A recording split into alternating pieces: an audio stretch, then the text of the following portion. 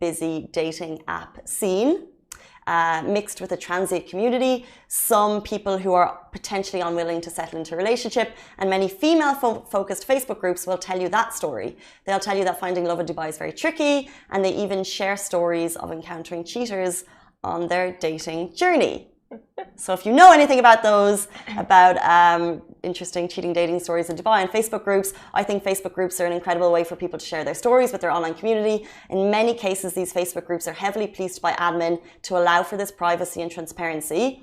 So we're obviously not going to share any particular individual cases. However, a new group has been created to help women figure out if the man in their life is a cheat. You know what, women, girls? This is what we need. This is what the world needs. This is what women all around the world need. I'm surprised you agree, Ali, because some people, some of the comments on this are like, putting that just puts kind of like a negative kind of approach. Like it's like you're jumping into this new relationship with like this kind of negative attitude that all men are stinkers. I mean, I see that point, but you gotta protect yourself. It's basically saying you need to do a background check. Yeah, why not? I mean, in this day and age. Yeah, because it also affects us guys trying to date, like going out on dates. It would make it difficult, and the other person won't really trust us until like, they find a bit of information. What affects you exactly? Like the girl not having. Notion. People are gonna go into it assuming it's one thing or you're one thing.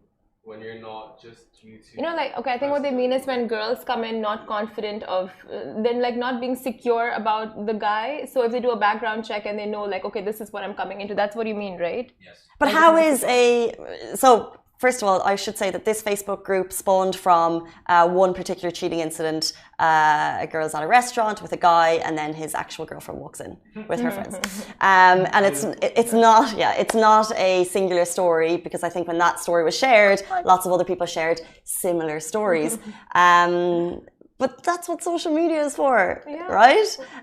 But the thing is, so this would be a very private way for women to be like, but unless you have all of the women on this group, it's not actually going to be that helpful. I don't know. But I do think social media is a great way to get a clear idea of a person.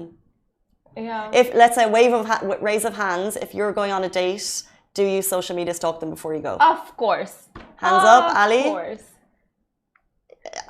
Yeah. I think everyone does that. Yeah. But I mean, you can't really... It's the norm now to look at their Instagram or Facebook or whatever.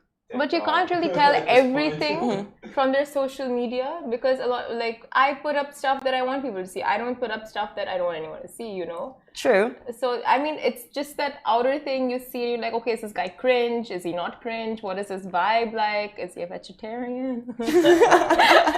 That's what's important. Is he a Virgo? Because I'm joking. But, yeah, I don't know. I find this group very interesting. And infidelity when you're married is not cool. Just think. Yeah, tell him, Simran. 100%. But I think some of these stories, like I said, it's such a mixed bag, this Dubai dating scene, because, like I said, we did ask before if you found love in Dubai. So many great stories.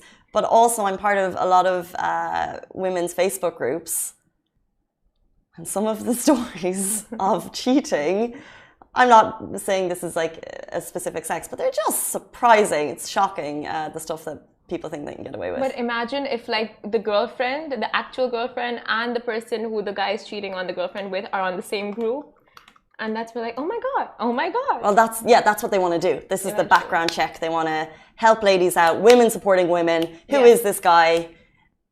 I know all about him. This is how it happened. But also, final point on it, if it's like, let's say for example, you have a bad experience with a guy, for whatever reason, some like couples don't work out, people are at different stages and couples don't work out, someone else puts up a photo, you explain the bad experience, if that wrecks their relationship when it may not actually have any I was thinking benefit to their relationship. just right now, so that was Yeah. Mostly, I mean, like, that's one negative aspect of it. Like, yeah, like their ex, like exes always have, no, not always, but exes sometimes will have bad things to say. Yeah. Like, you don't want the background information from the ex because it's never going to be in a good light, maybe intentionally. but I think it's up to the person. Like, if you have a good communication with your partner or like someone you do, just speak, you know, like talk it out, have that conversation and just address everything and go into it all new.